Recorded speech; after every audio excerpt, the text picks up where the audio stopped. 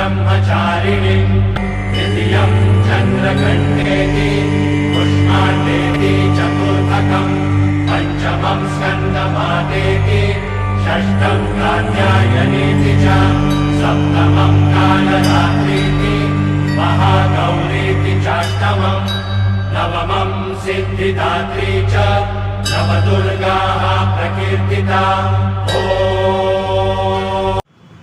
नमस्कार दर्शकों, आप सभी का हमारे YouTube चैनल पर हार्दिक स्वागत है। जैसे कि आप सभी को पता है कि हम यहाँ पर अलग अलग सामाजिक, धार्मिक और सांस्कृतिक विषयों पर चर्चा करते हैं और उनका आध्यात्मिक रहस्य जानते हैं। आज की इस वीडियो में भी हम आने वाली नवरात्रि, दशहरा और दीपावली, इन 3 पावन और धार्मिक त्योहारों पर चर्चा करने वाले हैं और उनसे जुड़ी कथाएँ, विधि, परंपराओं के बारे में अधिक जानकारी पाएंगे। तो इस वीडियो को अंत तक ज़रूर देखिए और हमारे चैनल को सब्सक्राइब ज़रूर कीजिए ताकि ऐसे और वीडियोस हम आप तक पहुंचा सके। तो दर्शकों, अब हम बात करते हैं नवरात्रि उत्सव की।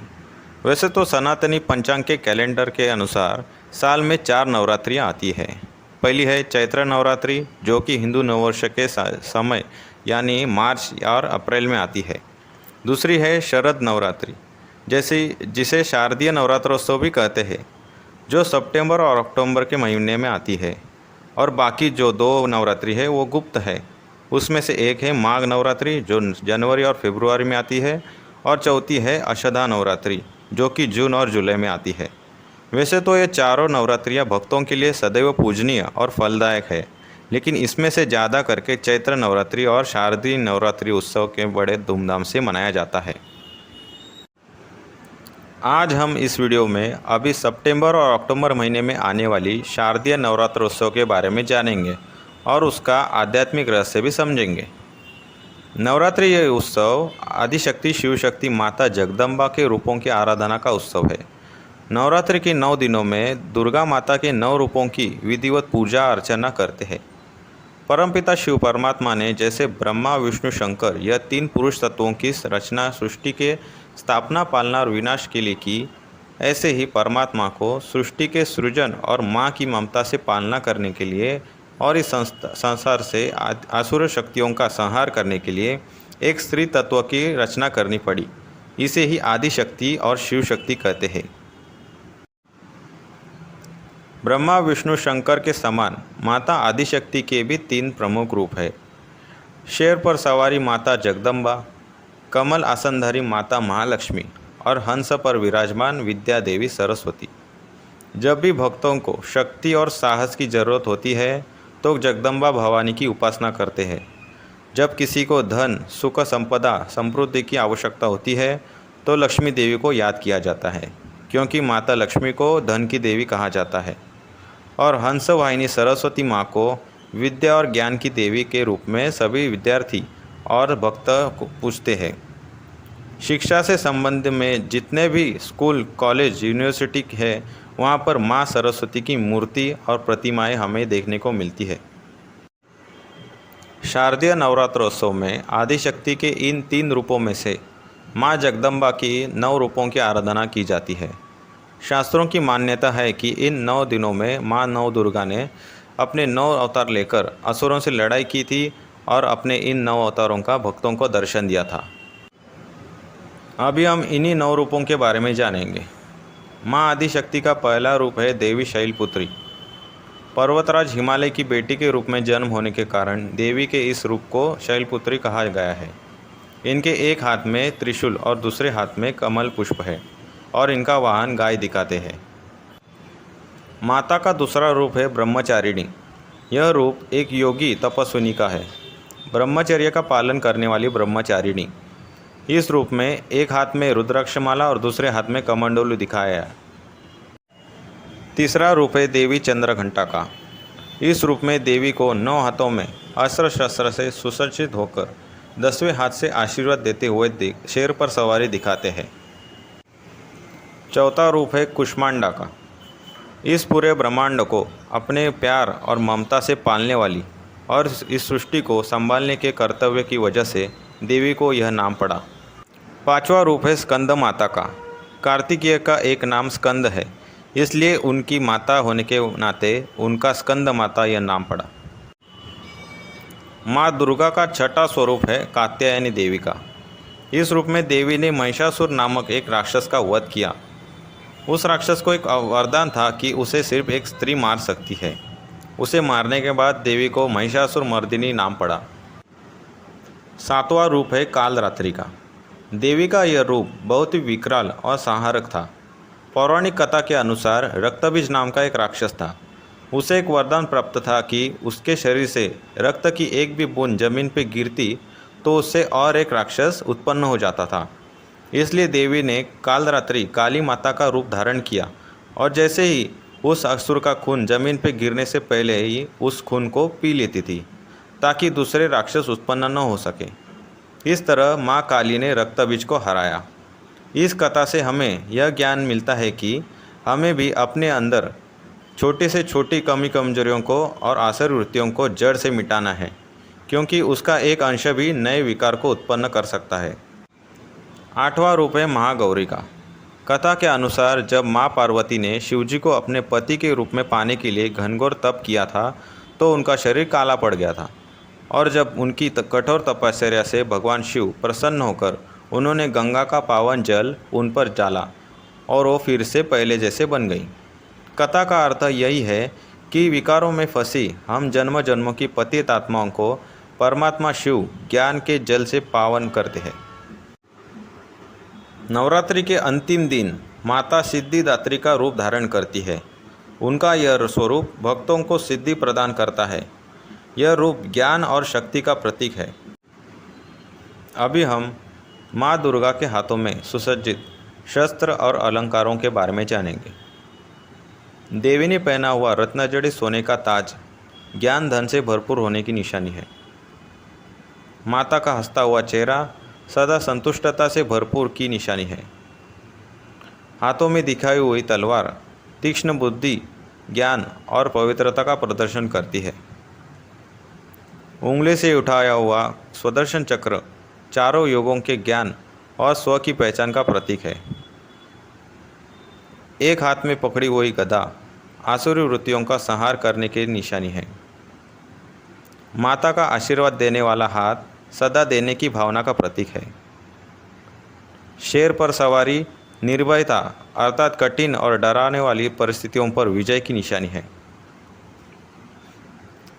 मुकुट के पीछे दिखने वाला लाइट का औरा यानी लाइट का ताज यह पवित्रता की निशानी है। त्रिशूल का मतलब है अपने मन बुद्धि संस्कारों को सद्गुणों से भरकर दुर्गुणों का संहार करना है। शंख मधुर बोल की निशानी है। अपने मुख से सदा मीठे बोल ही निकले, कभी भी कड़वे अथवा दूसरों को दुख देने वाले बोल नहीं बोलने हैं। धनुष्य बाण ज्ञान के तीर दूसरों को लगाने के लिए है। कमल पुष्प न्यारापन अर्थात संसार में रहते भी संसार के से अलिप्त रहने का प्रतीक है। देवी के गले में पहनी हुई माला यह परमपिता परमात्मा के निरंतर स्मृति की निशानी है।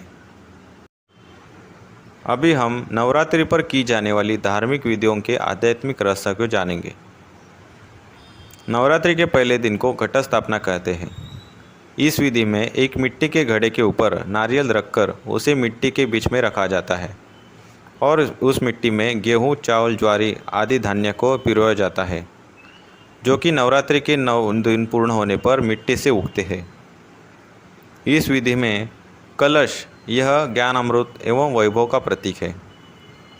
मिट्टी में पिरोया हुआ धान्य संपन्नता का प्रतीक है।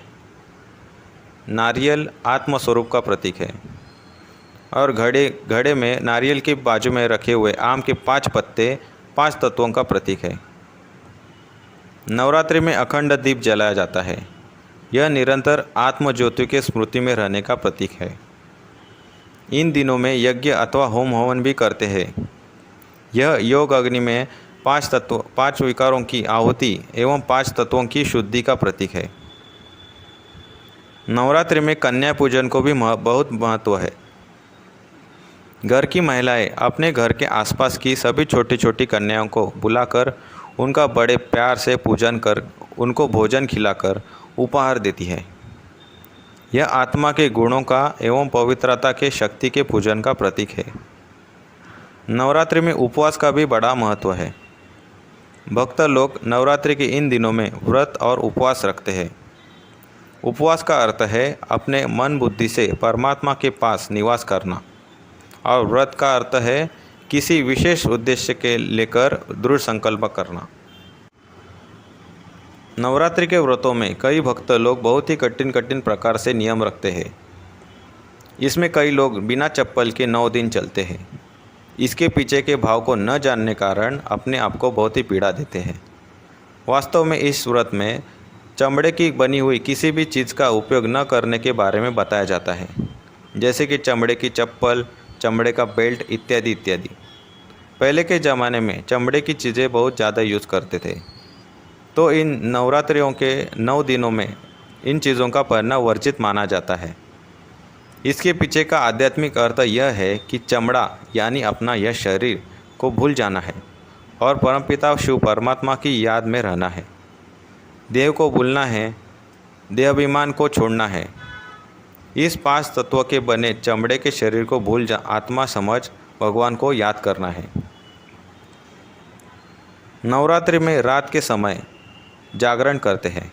इसमें भक्त लोग रात भर जागकर देवी के भजन कीर्तन करते हैं। यह जागरण परमात्मा द्वारा दिव्य प्रकाश से स्वयं को जागृति लाने का प्रतीक है। अभी कलयुगी घोर अंधियारी रात चल रही है।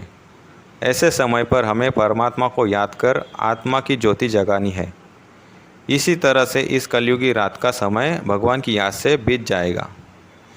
कुछ लोग जागरण में रात जगाने के लिए और अपना मनोरंजन करने के लिए जुआ भी खेलते हैं।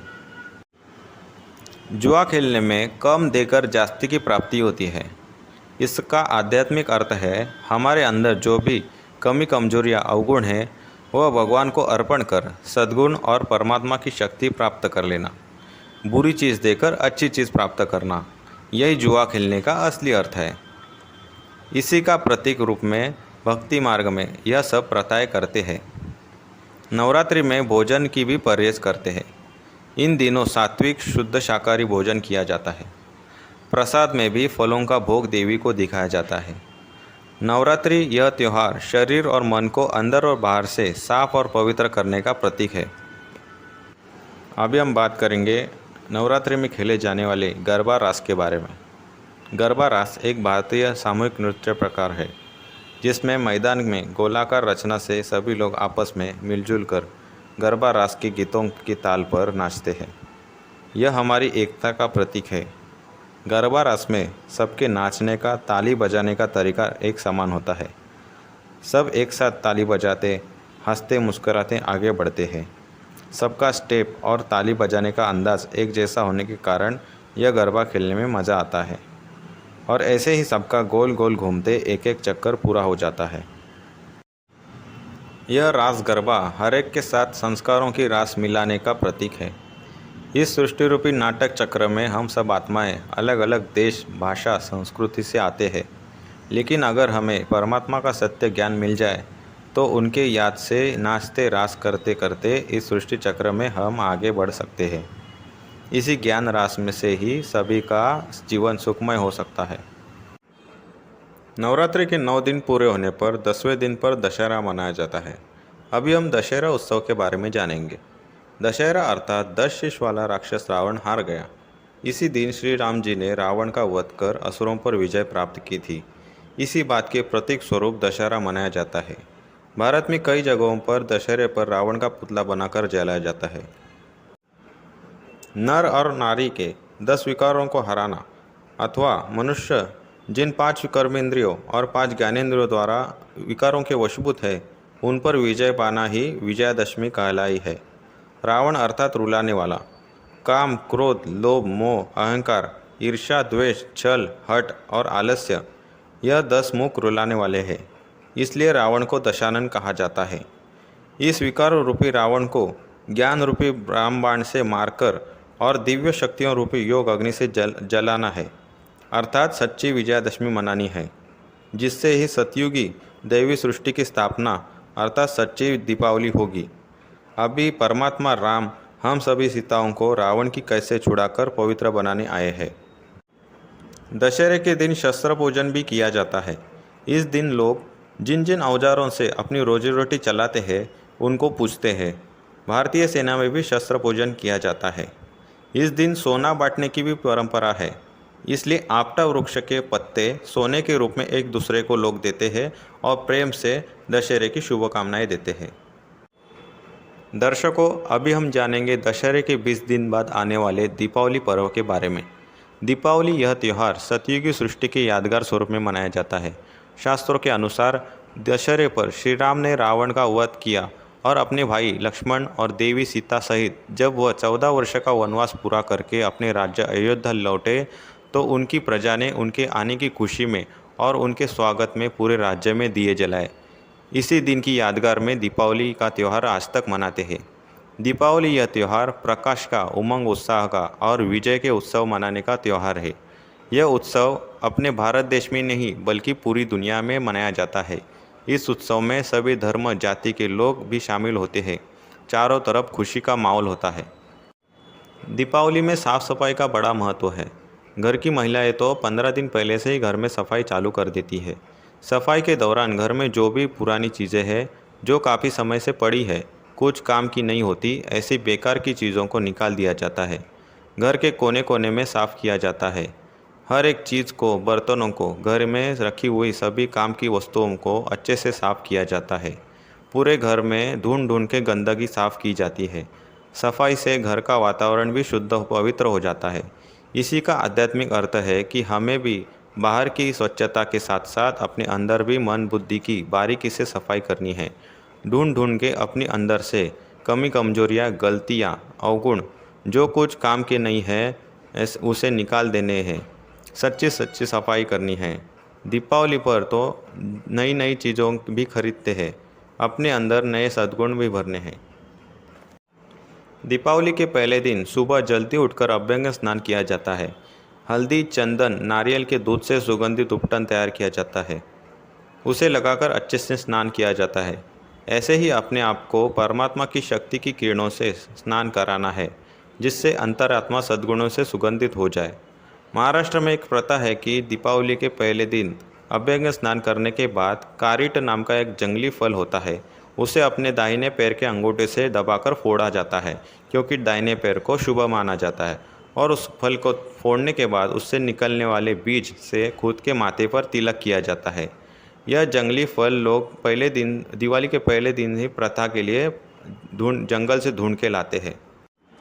इस पूरी प्रक्रिया का आध्यात्मिक अर्थ यह है कि हमारे अंदर भी ऐसे जंगली आसुरी वृत्तियाँ छुपी हुई होती है।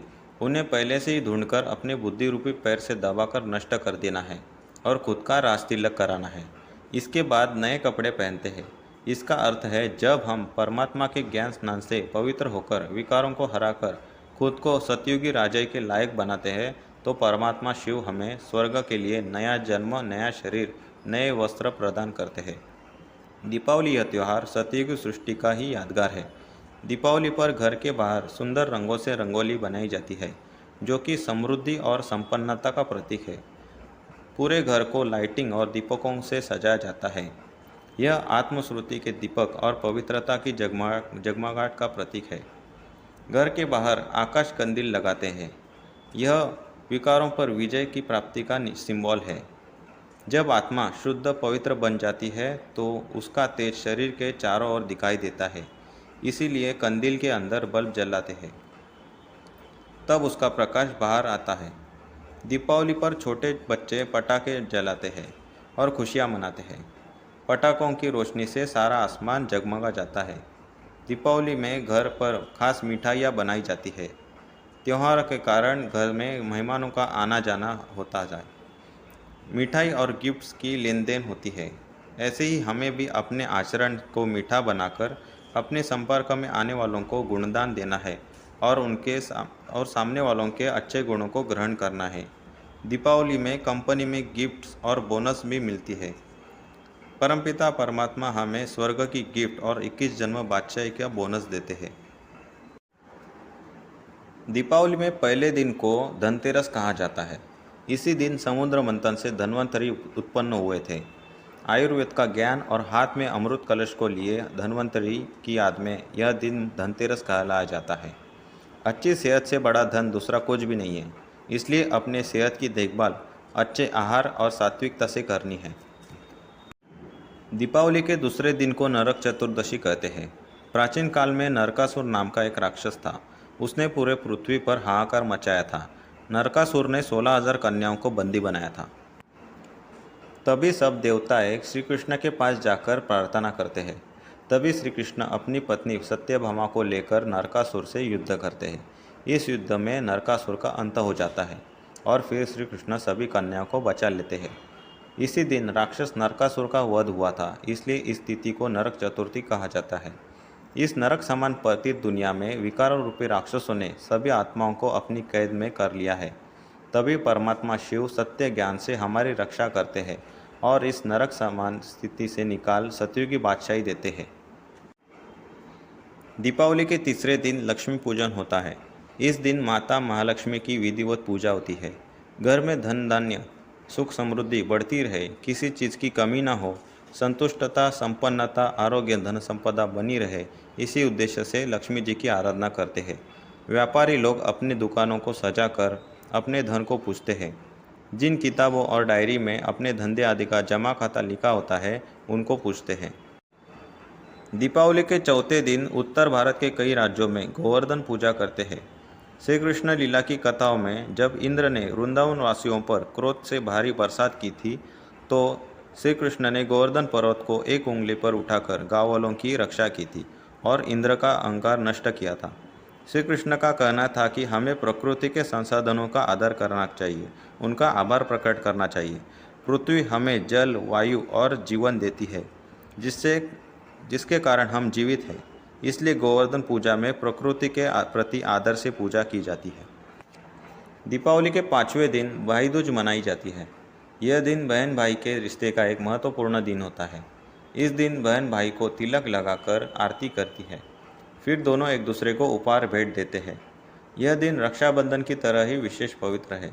इसी तरह ज्ञान विज्ञान और संस्कृति को संभालते हुए दीपावली के यह 4 दिन हंसी खुशी गुजर जाते हैं।